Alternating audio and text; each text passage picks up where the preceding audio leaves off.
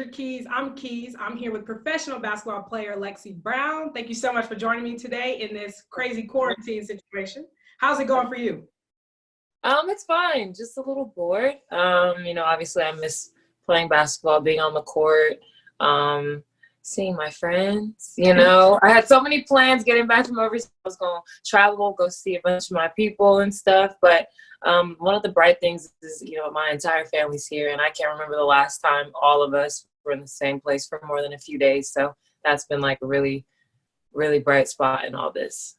All right. So for the purpose of this show is I just like to showcase women in sport, and you're the first player that I've gotten to interview. So that's, a totally different perspective, and I'm excited to hear, your journey in sport. How did you find sport, and was basketball your first sport and only sport? Well, my mom played too. So my dad played professionally and my mom played up to college. So basketball was going to find me eventually. I tried tennis. What did I do? Tennis, soccer, baseball. My parents kind of let me just do whatever. I did some dance for a little bit too. And then around like 11 or 12 is when I kind of put everything else down and just, focus strictly on basketball. And it's been great ever since. Yeah, I would say so. That has worked out for you. Yeah, it worked out pretty nicely.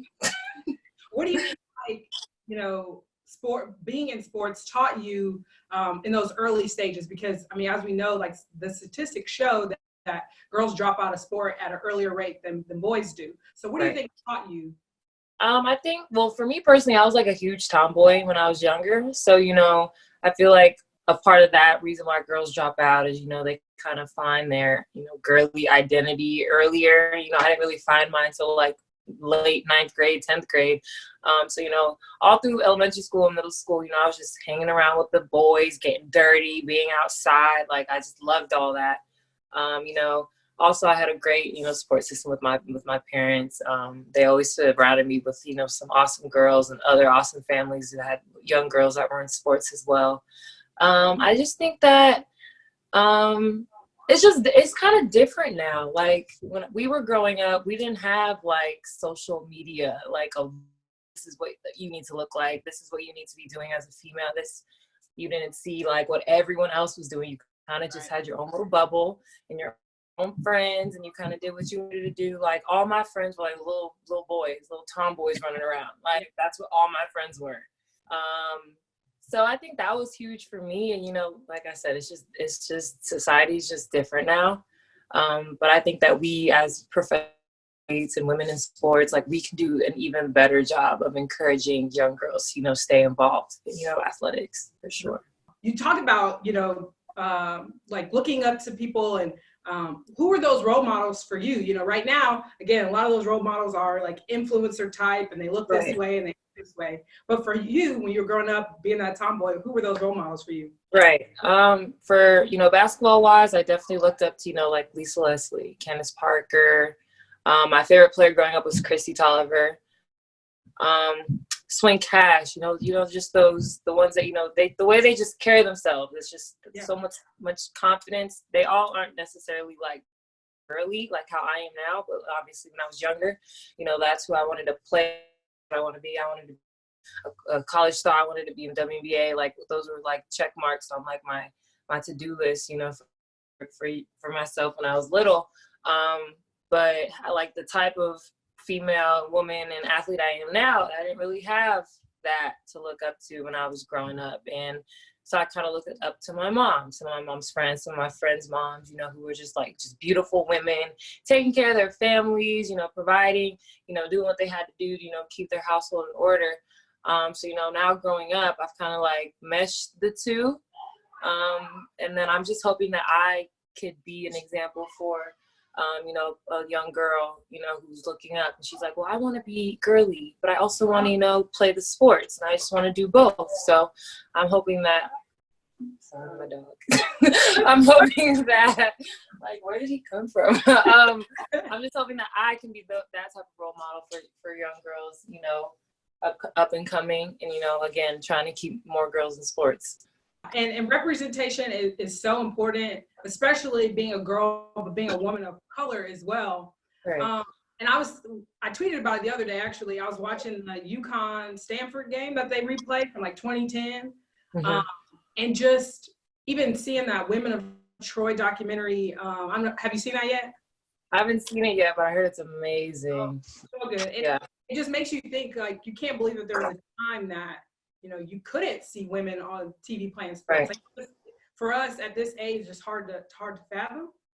But Right. I was watching that and I was thinking, for me, this was that like golden era of college basketball for me. And I know we're not far apart in age. What was that golden era for you that you saw those women on TV like Chrissy Tolliver and thought, that's what I want to be. That's, what I want to do. For me, probably the moment where I was like, this is like what I want to do. I think, was it 2009? It was when it was a Tennessee Stanford game. The Final Four was in Tampa, and me and my best friend at the time, we drove up to Tampa, and we actually didn't have any tickets. So we got there, and we found tickets when we got there, and we were right at half court, like maybe 10 rows up from the court, and we got to watch Candace Parker and Candace Wiggins, go at it in the Final Four. And at that moment, I was like, oh yeah, like I need to get to a Final Four. Like, this is what I want to do. And I think from that moment on, I've just seen, the game elevate, the media coverage elevate. And I think every year, they do something more for the women's game. And I think this year, I mean, it stinks that like all this happened. Like, I think this is going to be the most like publicized and talked about tournament like ever.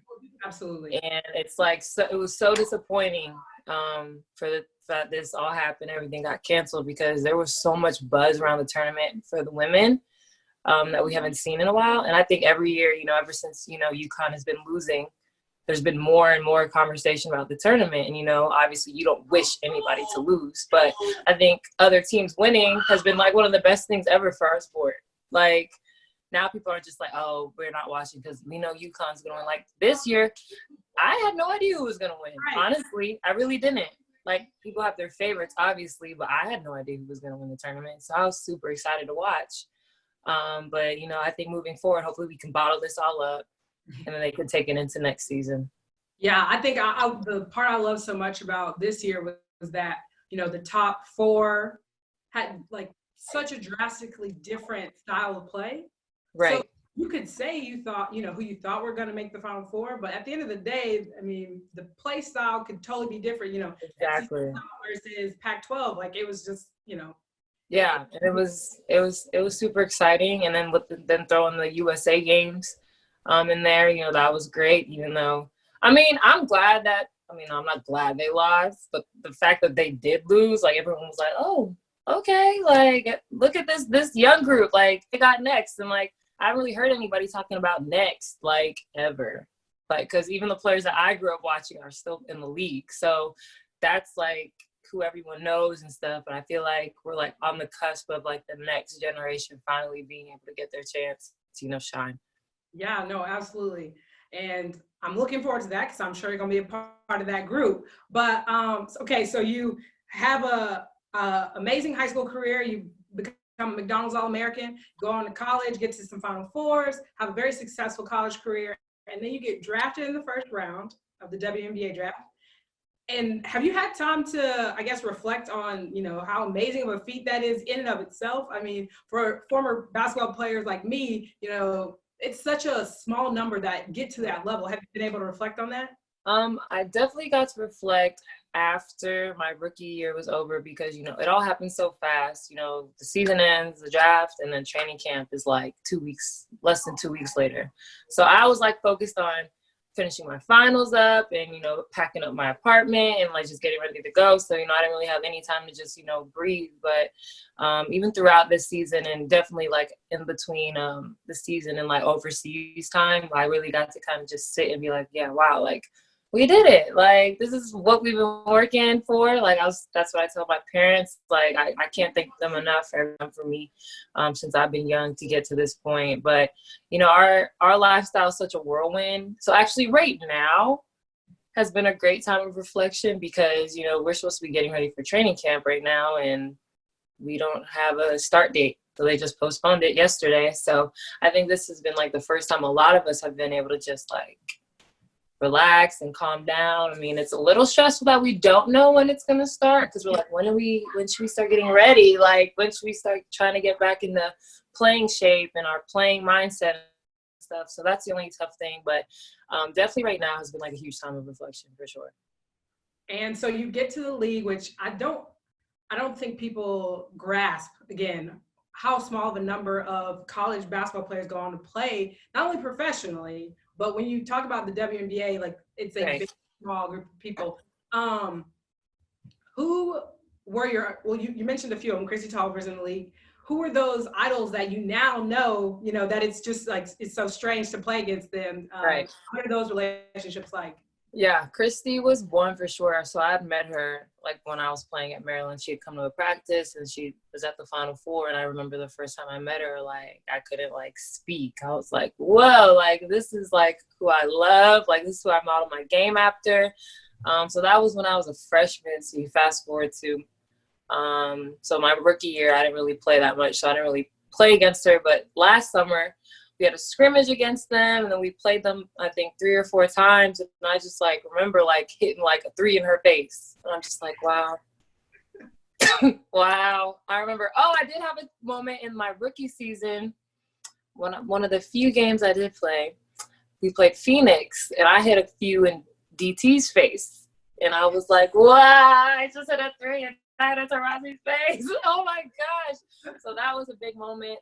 And then the most surprising mentor and friend that I made was last summer with Simone Augustus. And, I've always been a huge fan of her game. And, I just never knew her, like what type of person she was. And her personality is so different than what I expected it to be, because she's like such a fierce competitor. So I've only seen her in that light. And then just meeting her off the court and spending time with her and picking her brain, like she became like one of the vets that I was closest to all last summer. So, there's just little moments like that where you just kind of like, wow, like I'm here. Like, these are my teammates. These are my opponents now. This is who I'm playing against. Like, I just was a sponge. I've just been a sponge. And I think that's the best thing you can be, especially as a younger player.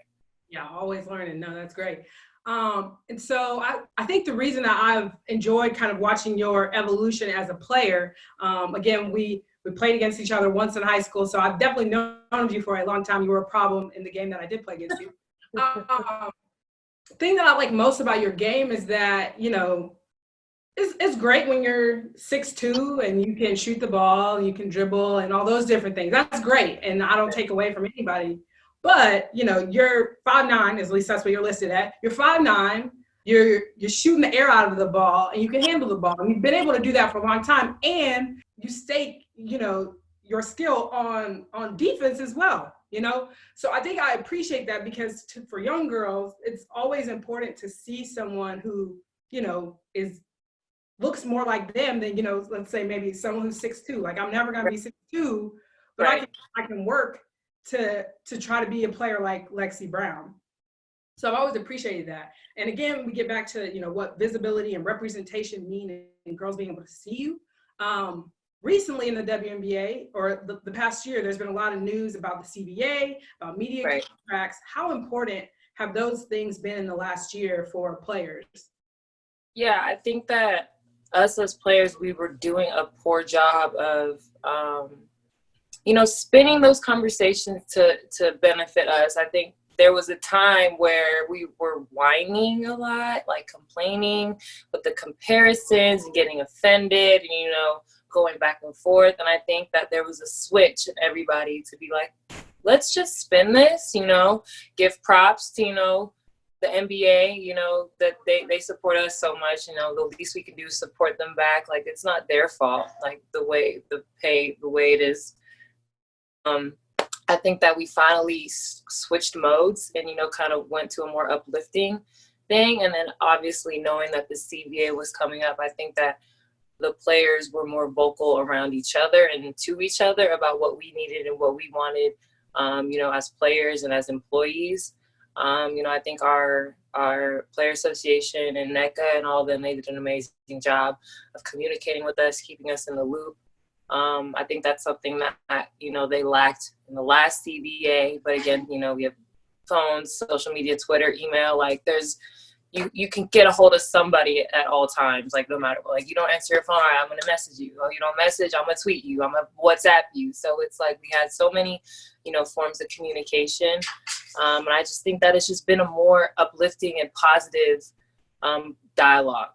I think that there was a time where it was just like, why don't we get paid? Or why are people talking about how we don't get paid? And now it's just like, it's a blessing that we're here. Let's look at how far we've come.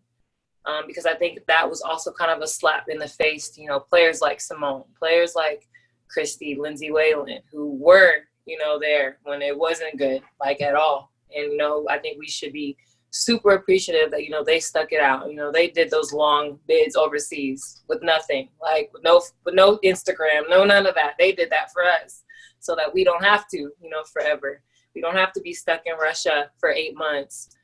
Because we're not getting, paid enough over here. So I think it's more of a appreciative dialogue, more positive dialogue. And I think that it's been really beneficial for us. I think as a fan, seeing that come out and knowing that's where I feel like, professional organizations are being pushed toward. It was a very exciting time as a fan. And obviously I bought the WNBA. Yes, I have one too. I love those shirts. I was going to say, this is my favorite shirt. I mean, obviously I own a lot of t-shirts, but this one, Yeah, I love that shirt. It's like simple, but it's like to the point. I love it, yeah. You talk about, Instagram and storytelling and getting y'all's story out there.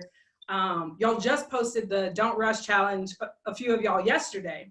And I thought, that was so important because I think a lot of the time, women's sports have not been accessible or maybe relatable or maybe not the exposure hasn't been enough, right? So for a long time, you felt like you've known LeBron James, right? Like you've been, if he didn't have access to Instagram Live, like you still felt like you knew him because people were covering who he was outside of, the court. And so I thought that challenge, it lends itself, again, it's, one of those things that, one of those trends on social media, but it does such a simple thing of showing young girls y'all's personality and who you are, and that like women's basketball players are not like a monolith. You're not all the same, right? Like y'all's the way y'all dress and all those different things. Like I felt that came across in the video. So I thank y'all for doing that, and I think that that's the way of the future for women's basketball or women's sports in general. Absolutely. Okay, so one of my last questions. Obviously, right now we don't have a lot of sports moments to watch. Can you think of your favorite female sports moment? It doesn't have to be basketball, but your favorite female sports moment of all time. Of all time? Yes. I have a few, but the most recent one probably was when little Coco Gauff beat Venus. Which one did she beat? Whoever she beat the first time when she first popped on the scene, it was Venus. Yeah, that was amazing. I love that. Yeah. And then when she beat Osaka, after Osaka had busted her butt, like that was also amazing. I love that. I love her. I'm a fan for sure. Because I thought I was going to be a tennis player. Like I loved growing up. I was watching when Venus and Serena had the beads in their head. Like I was a fan back then. And I was like, I want to be like Venus and Serena. And then I got on the tennis court and I was like, I hate it here. I don't like it. It's hot. I go home. I want to go home. It's hot. I'm by myself. I'm getting screamed at by myself. And I was like, no, I'm done with this. But definitely Venus and Serena were like my first like athlete idols for sure. Seeing little Black girls on a tennis court was unbelievable, especially being young. But yeah, Coco definitely has my vote for best sports moment of the year, and both moments. You mentioned Venus and Serena. Are there any other female athletes that you either look at now and think, okay, like the way that they approach their game is how I want to, that you kind of maybe like emulate? Yeah. I love watching the USA track team during the Olympics. So Allison Felix, huge fan of hers. And then what she did for, the maternity leave and stuff with the Nike Sports was incredible. For her to do that. Simone Biles, of course, is a GOAT. Who else did I watch? I'm hoping she can stay in shape to be able to go to next year. Because, gymnasts. I know. I feel so bad. Like, You like training your whole you train 4 years and they're like, 1 more year. Right. So, I mean, I think physically they're going to be fine, but I think mentally that's probably a little bit of a strain for them. But the physical part for them at this point is probably the easy part. It's the mental toughness that, sets you apart, especially at the Olympics.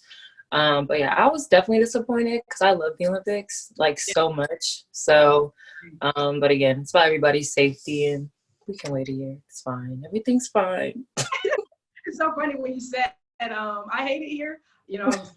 First of all, my brain works in memes and GIFs. Oh, yeah.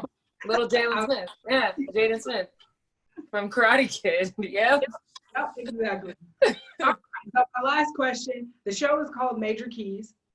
And I like to ask my guests at the end to give the viewer one major key. So advice, DJ Khaled inspired. Some advice on, I guess, how to following, maybe not your footsteps necessarily, but how to achieve excellence in the way that you do. Let's see. A lot of major keys, but let's see. I think the one that helped me the most is probably just doing what you want to do for you. End of the day, you just got to lock in and stay focused on yourself. If you get caught looking at what someone else is doing, you're going to miss, the blessing that's coming up ahead for you. My parents did a great job teaching me that when I was younger. Don't worry what everyone else is doing, what anybody else is saying about you, about your game, about what you can be, who you can be in the future, because how hard you work, what you want to do. And if, you stay focused and locked in and have faith, then, you can achieve whatever you want. That was great advice. Thank you so much for joining me today. It really was a pleasure. You're very easy to talk to, very personal. Thank you. I said anybody who want to talk, just call me, I'm stuck in the house with my family, which I love that. Don't get me wrong, but it's nice to talk to other people. Right. No, I agree with that. But yeah, thank you. Good luck. I'm hoping that we will see some WNBA basketball very, very soon. And then hopefully maybe a gym will open for you so you can, get some shots in. Tired of this outdoor court life. Tired of it. I got them keys.